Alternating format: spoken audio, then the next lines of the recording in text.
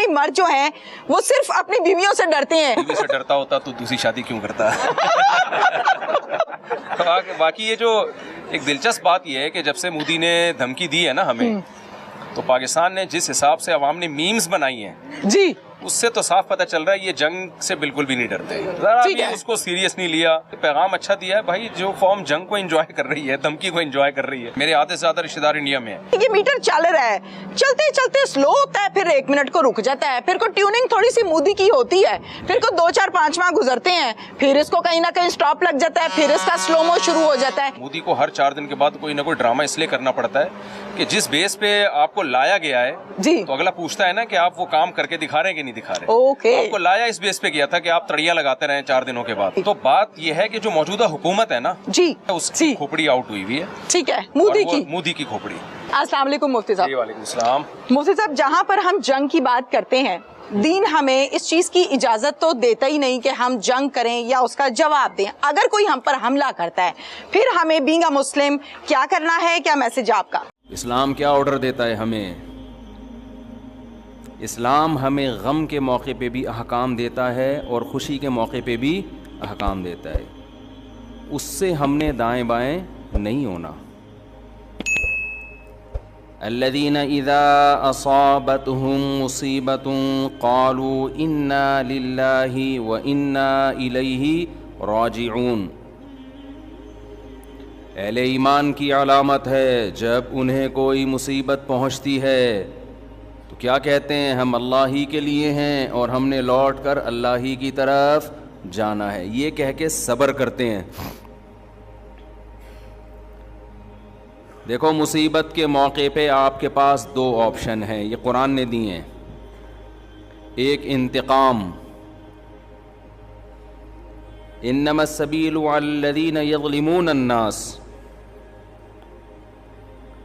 فرمایا جو کسی پہ ظلم کرے گا اس پہ گناہ ہوگا، جو ظلم کا بدلہ لے گا اس پہ گناہ نہیں ہوگا. وجزاء سیئۃ سیئۃ مثلھا. قرآن کہہ رہا ہے برائی کا بدلہ اسی کے بقدر برائی. یہ بھی آپشن آپ کے پاس ہے.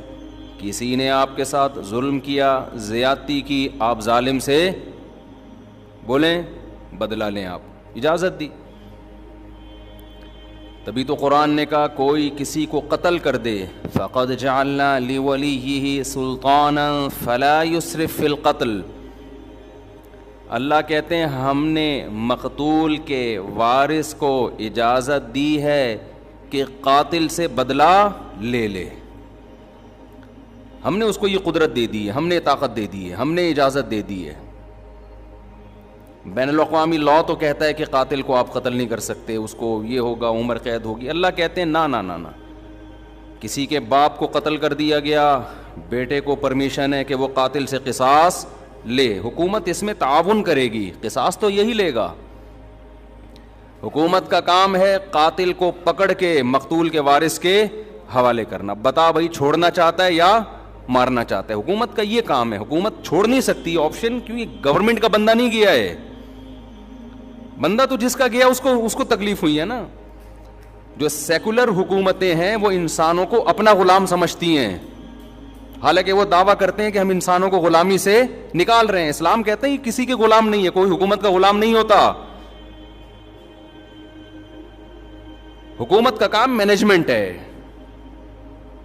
اور لوگوں کو ظلم کا بدلہ دلانا ہے، عدل و انصاف فراہم کرنا ہے.